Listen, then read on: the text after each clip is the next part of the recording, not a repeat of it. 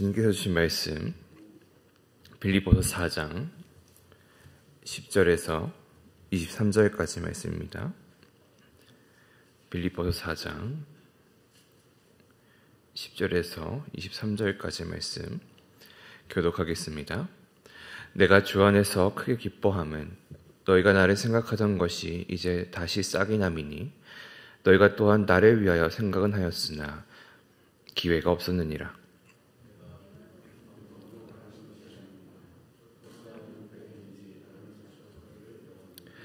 나는 비천에 처할 줄도 알고 풍부에 처할 줄도 알아. 모든 일 곧 배부름과 배고픔과 풍부와 궁핍에도 처할 줄 아는 일체의 비결을 배웠노라.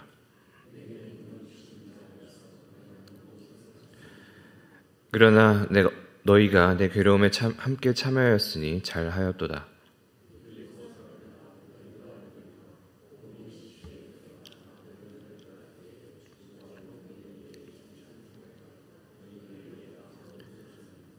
데살로니가에 있을 때에도 너희가 한 번뿐 아니라 두 번이나 나의 쓸 것을 보내었도다.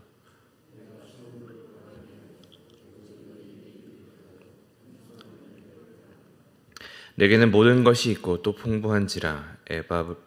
에바브로디도 편에 너희가 준 것을 받으므로 내가 풍족하니 이는 받으실 만한 향기로운 제물이요 하나님을 기쁘시게 한 것이라.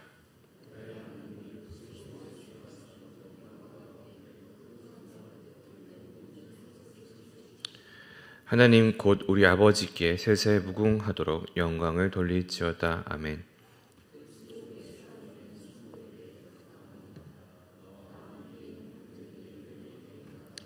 모든 성도들이 너희에게 문안하되 특히 가이사의 집 사람들 중 몇이니라.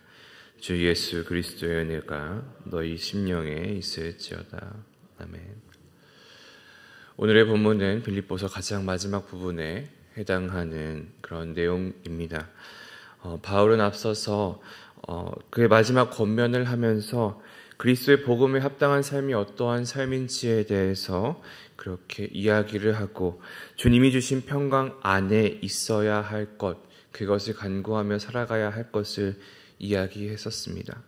이제 바울은 편지를 마지막으로 감사의 표현과 자신이 재정에 대하여 어떠한 생각을 가지고 있는지에 대해서 이야기를 하게 됩니다. 10절인데 내가 주 안에서 크게 기뻐함은 너희가 나를 생각하던 것이 이제 다시 싹이 남이니 너희가 또한 이를 위하여 생각은 하였으나 기회가 없었느니라.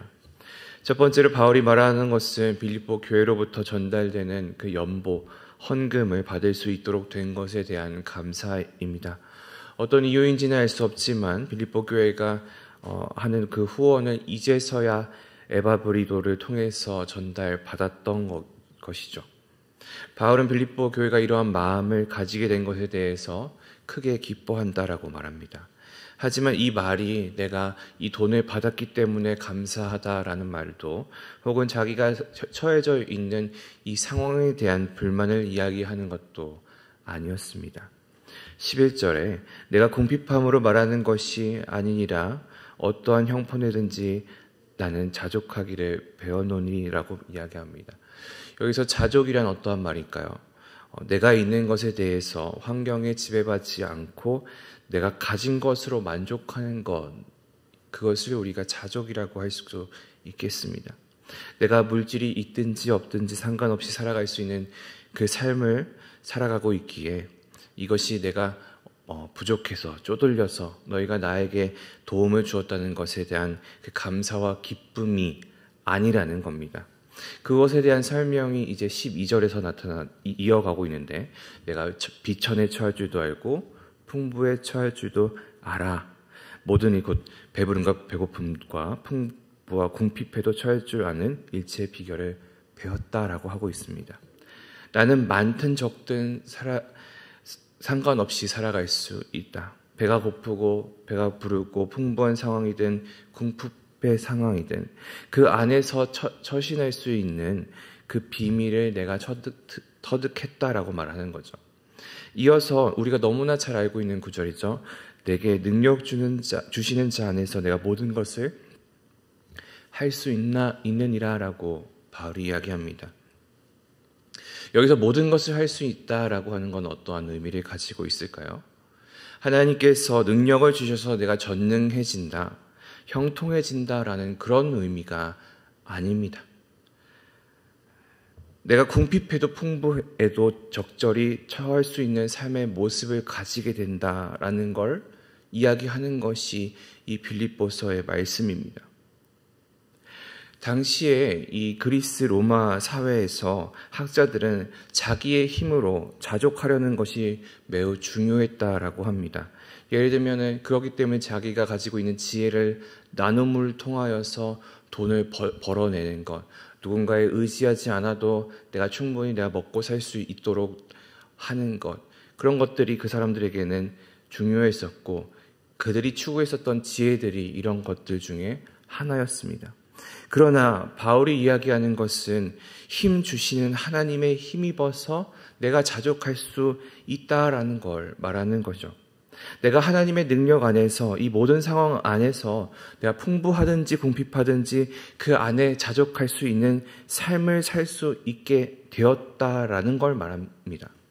그리고 지금의 바울에게는 그 상황과 그 어려운 상황이 지금 나에게 처해져 있다라고 말하고 내 괴로움에 함께 참여하였다라고 이야기하기 때문에 바울이 지금 괴로운 상황에 있고 그리고 그 괴로운 상황에 이 빌립보 교회가 함께 하고 있구나라는 걸 우리가 추측해 볼 수 있는 거죠. 근데 이 괴로운 상황에서도 내가 모든 것을 할 수 있다라고 이야기하는 것은 비록 지금 내가 이 괴로운 상황이지만 하나님이 나를 이 자리에 부르셨다는 것을 내가 알고 그리고 그 어려움 안에서도 내가 자족할 수 있게 되는 것. 그렇기 때문에 내가 지금 이 어려운 상황에서도 능력 주시는 하나님으로 말미암아 내가 모든 것을 할 수 있다라고 말하는 겁니다. 우리에게 동일한 은혜가 있기를 바랍니다. 어렵고 힘들고 내가 궁핍하고 풍부하고 그런 것과 상관없이 내가 나에게 내가 부름 받은 그 안에서 나의 부르심을 따라서 내가 모든 것을 해낼 수 있는 그런 은혜가 여러분과 함께하기를 소망합니다. 이어서 이야기하는 그 참여로 그 연보로 보냄을 통하여서 자신의 선교가 풍성해질 수 있도록 했음을 16절을 통해서 알 수 있습니다. 어떤 이유인지는 잘 모르지만 빌립보 교회 말고는 그를 후원하는 손길이 남아있지 않았습니다. 혹자는 이렇게 이야기를 합니다. 다른 이 그리스 로마 지역에서는 사람들이 돈을 받고 지혜를 팔았다라고 이야기를 합니다. 그렇기 때문에 내가 공짜로 하나님의 지혜, 예수 그리스도의 복음의 지혜를 나누는 것 자체가 이 복음을 받아들이는 사람들한테는 매우 다르게 느껴지게 할 수 있는 방법이었다라고도 하죠. 그렇기 때문에 이 사람들이 가지고 있는 마음 안에서 이 바울이라는 사람이 이야기하고 있는 그 지혜에서 이 사람이 이야기하는 것이 다른 사람들은 다 돈을 받고 가르침을 해주기를 바라는데 이 사람은 돈도 안 받고 하는구나 라고 생각을 했을 수 있다라는 겁니다. 그렇기 때문에 바울이 어떻게 할까요? 돈을 받으면서 할 수 없기 때문에 사실은 자급자족을 하거나 누군가에게 다른 지역에 있는 다른 사람들에게 후원을 받을 수밖에 없는 상황이죠. 근데 이 상황에서 마게도니아에 있는 모든 교회에서 혹은 예루살렘에서 후원이 있었던 것이 아니라 오직 빌립보 교회만 남아 있었다라고 합니다. 그리고 마게도니아를 떠날 때 데살로니가에 있을 때 도왔던 것도 빌립보 교회였다라고 말하죠. 바울의 선교 사역을 여기 본문에서는 복음의 시초라고 이야기하고 있는데 그 시초에 있었던 교회가 이 빌립보 교회였습니다. 비교적 연약한 신앙을 가지고 있었던 교회가 이 공동체였을 것이지만 못해도 그들은 3번 이상 바울에게 연보를 보내면서 그를 도왔습니다. 그만큼 빌립보 교회와 바울의 관계가 돈독한 모습이었을 것입니다. 이어지는 바울의 말은 다가올 마지막 때에 대한 이야기로 이어갑니다. 내가 선물을 구한 것이 아니요 오직 너희에게 유익하도록 풍성한 열매를 구함이라. 지금 내가 말하는 것은 내가 너희가 나에게 돈을 보내준 것에 대한 감사가 있다. 내가 어려운 상황에 있을 때 너희가 나에게 돈을 보내줬던 것이 너무나 고맙다라고 이야기하는 것이 지금 내가 괴로운 상황이니까 너희가 나한테 돈을 더 보내달라라고 하는 것이 아니다라는 말이죠. 그저 최후의 그 날에 그 마지막 때에 너희가 이 도움을 통하여서 복음이 선포되고 그것을 받아들이게 되었던 사람이 있었던 것을 통한 그 열매가 있어서 너희가 하나님으로부터 칭찬을 받게 되기를 원한다라는 말입니다. 우리가 가는 선교사 외에도 보내는 선교사라는 말을 함께 쓰는 것이 이러한 이유 때문이죠. 가서 복음을 전하는 자의 역할도 있고 매우 중요하고 그렇지만 그 복음을 전하는 자에게 기도로 또 마음으로 물질로 후원하는 것도 선교 사역에 동참하는 것이기 때문입니다.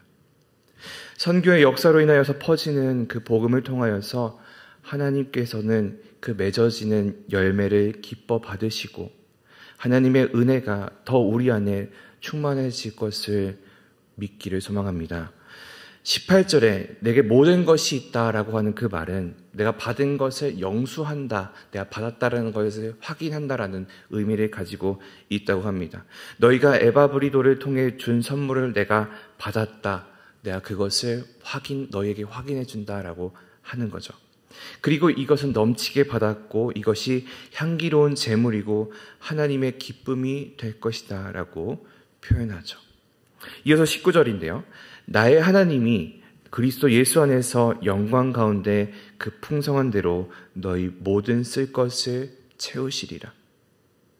아까도 이야기했지만 바울이 너희가 나와 괴로움에 동참한다 이야기를 하고 있습니다. 그것은 이 빌립보 교회도 사실은 넉넉하거나 마음이 평안한 상황은 아니라는 거예요. 지금 너희가 어떠한 어려움을 겪고 있는 상황에서 그래도 나를 돕고 있다는 그 사실 내가 너무나 잘 알고 있다. 그래서 바울은 이 편지 말미에 소망의 기도를 덧붙이고 있죠. 나의 하나님이 그리스도 예수 안에서 영광 가운데 그 풍성한 대로 너희 모든 쓸 것을 채우시리라. 하나님의 풍성함이 너희에게 있기를 바란다. 하나님의 구원하시는 그 능력이 너희 안에 임하기를 바란다. 이 어려운 상황 안에서도 너희에게 주님이 주신 위로가 있기를 소망한다.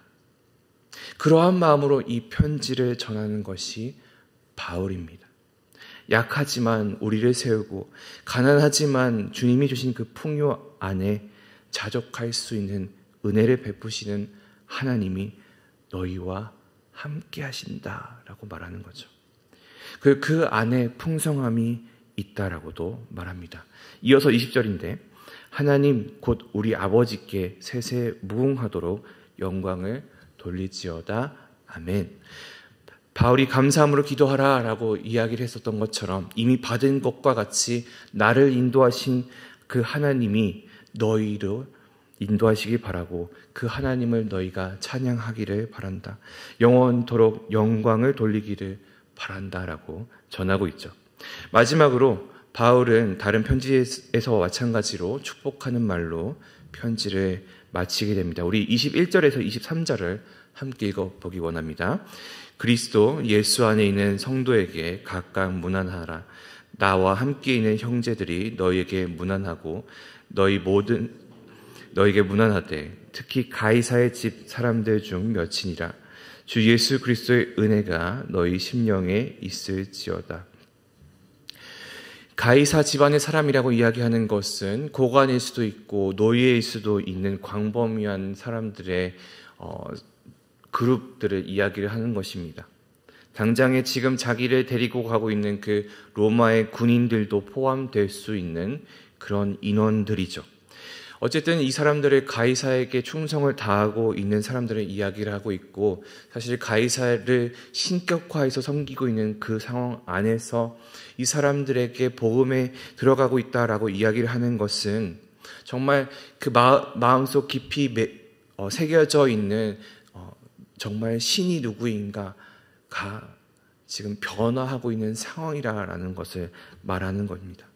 이렇게 너희의 노력이, 너희의 고통이 실제로 꽃을 피우고 있구나, 열매를 맺고 있구나라고 말하는 거죠.